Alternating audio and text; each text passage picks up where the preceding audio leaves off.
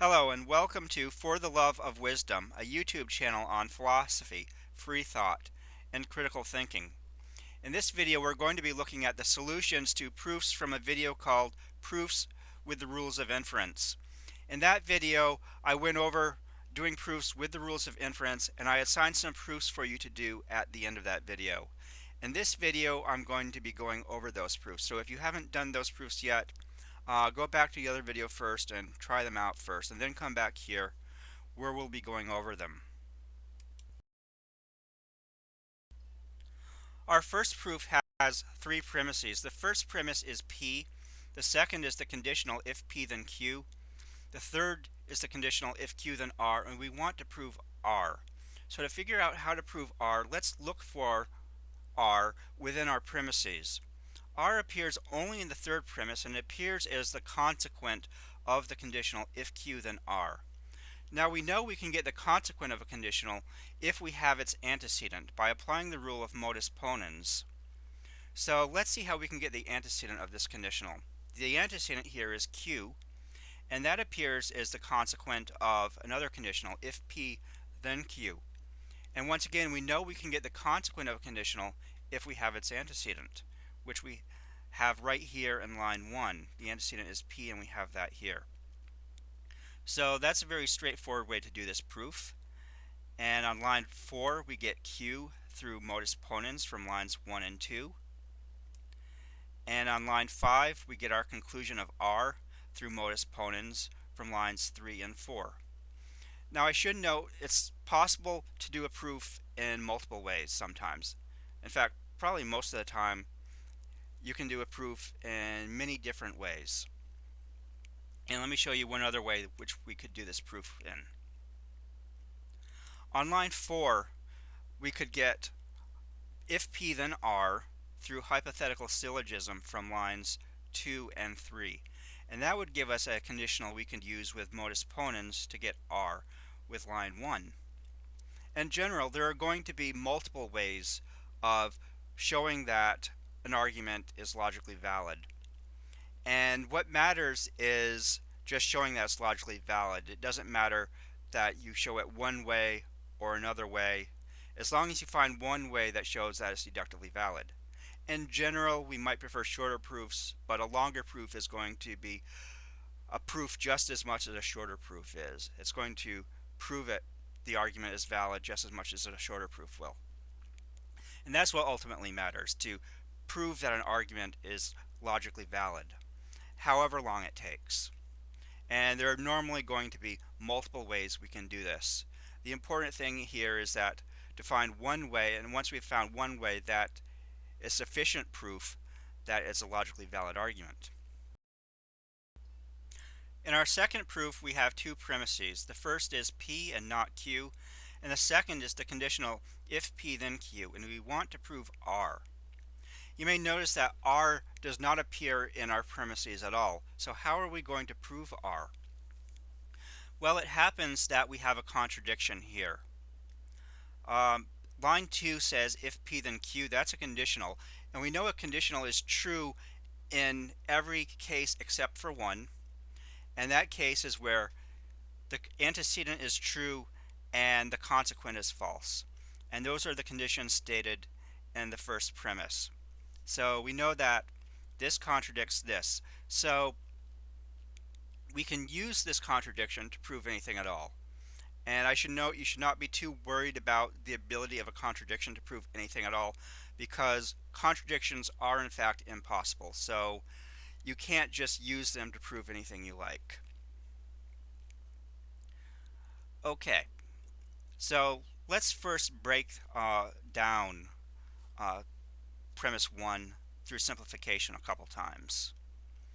So on line 3 we get P through simplification, and on line 4 we get not Q through simplification again. And now that we have P, we can use modus ponens to get Q from line 2. So we have Q here, and now you see we have Q and we have not Q. And now that we have an explicit contradiction here, we can use that to prove anything at all. The first step in proving anything at all from a contradiction is to add something to one party of the contradiction. Here we're going to add R to Q. Remember, the rule of addition allows us to create a disjunct with any true statement. And whatever we add to the disjunction doesn't matter because we already have a true disjunct in our disjunction. That would be Q here. And then we can use disjunctive syllogism to deny the same disjunct that we assumed was true and allowed us to use the rule of addition to get our conclusion. So first we get Q or R through addition, and then we get R through disjunctive syllogism. And that's the basic way to use a contradiction to prove anything you like. But remember, contradictions are impossible. So you cannot prove, in fact, that anything you like is true. Although contradictions are impossible, what you've just learned here is going to have some bearing in the future when we learn about something called indirect proof or argumentum ad absurdum, which allows you to prove something to be true by showing that the opposite of that leads to a contradiction. And we'll get into more detail on that in a later video. Our third proof has four premises. The first premise is if P then R. The second is if R then Q. The third is P or T. And the fourth is the conditional. If the disjunction P or T, then the conditional if T then S. And we want to prove Q or S. So let's look in our premises where Q or S appears. Well, we don't see Q or S by itself. So let's look for Q and S individually and see where those appear. S appears as the consequent of this conditional here, if T then S, which itself appears as the consequent of another conditional, if P or T, then if T then S. Whereas Q appears here as the consequent of if R then Q. So since Q and S each appear as the consequent of a conditional, there's a chance that we're going to be able to use constructive dilemma to prove Q or S. And so let's look at the antecedents of the conditionals that Q and S each appear in and see if we can get that. Well, we have R here and we have T here. So if we can get R or T, we can use constructive dilemma to prove Q or S. Can we get R or T? Well, let's see where R appears. R appears here with P, and if P then R, and it appears in the second line, if R then Q, but then it doesn't appear in any of the lines with T. So it looks like we're not going to be able to get R or T. Is there something we could do instead? Well, the other option is to get a different conditional than the ones we have initially. If we can get a conditional that has a different antecedent, we could use that with constructive dilemma. And here we have a disjunction which has one of the disjuncts we need for our constructive dilemma to prove Q or S. But instead of R here, we have P. So let's see if we can get if P then Q, because if we can get that, then we'll have everything we need to get Q or S through constructive dilemma. Well, we have two conditionals here. One is if P then R, the other is if R then Q. Using hypothetical syllogism, we could combine these to get if P then Q. And that would give us the conditional that we need for our constructive dilemma. So that tells us how we can proceed. So on line 5, we're going to use modus ponens to get if T then S from lines 3 and 4.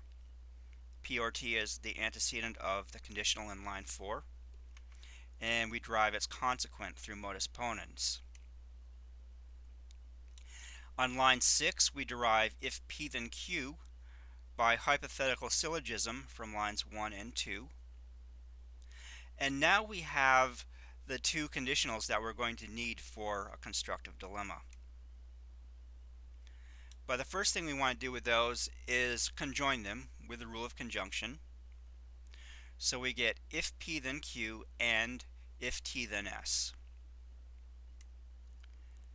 And then we can use constructive dilemma to get our conclusion Q or S using line 3 P or T and line 7.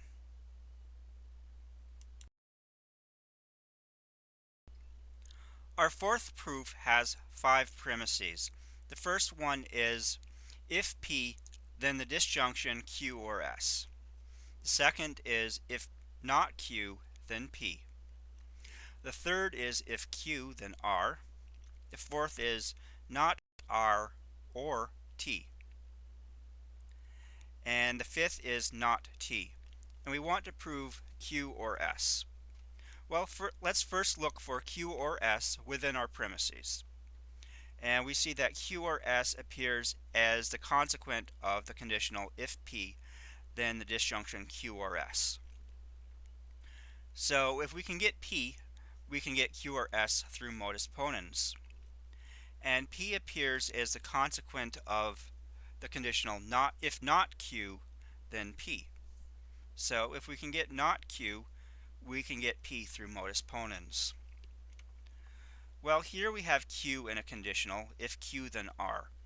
Q appears as the antecedent of this conditional. We can get the negation of the antecedent of a conditional if we have the negation of its consequent, and we can use the rule of modus tollens for this. So if we can get not R, we can get not Q. And not R appears as one of the disjuncts in line 4, the disjunction not R or T. If we have the denial of the other disjunct in this disjunction, we can use disjunctive syllogism to get not R. And we do have the denial of that disjunct in line 5. So that tells us how we can proceed with this proof. So we're just going to do all of that backwards. On line 6, we get not R through disjunctive syllogism from lines 4 and 5. On line 7, we get not Q by modus tollens from lines 3 and 6. Not R here is denying the consequent here, which gives us the denial of the antecedent. On line 8, we get P through modus ponens from lines 2 and 7. And finally on line 9, we get Q or S by modus ponens from lines 1 and 8. Now I should mention here that if we were using the rules of replacement instead of just the rules of inference, we could derive Q or S with only the first two premises, and we would not need the remaining 3. Try that before watching my next video on doing proofs with the rules of replacement. I have not made that video yet, but it'll be done eventually. And in that video, I'll go over how we could prove Q or S from just lines 1 and 2 of this proof. In our fifth proof, we have 4 premises. The first premise is P or the disjunction T or R. The second premise is if U, then not P. The third premise is the conjunction of two conditionals, if T then Q, and if R then S. And the fourth premise is the conjunction of W with the conjunction U and V. And we want to prove Q or S. So let's first look for Q or S within our premises. And we don't see Q or S as a single statement within our premises, but we do see Q and S appearing within the same line as a consequence of conditionals. So it looks like we can get Q or S if we have uh, the disjunction of the antecedents of these conditionals. Of course, we would be using constructive dilemma, as you've already seen in another proof. So if we can get T or R, we can get Q or S by constructive dilemma. Does T or R appear anyplace here? It appears in the first line here, P or the disjunction T or R. So since it appears as one of the disjuncts of a disjunction, we could get it through disjunctive syllogism if we can get the denial of the other disjunct. And so let's see how we could do that. Well, we see its denial is the consequent here of this conditional. If U, then not P.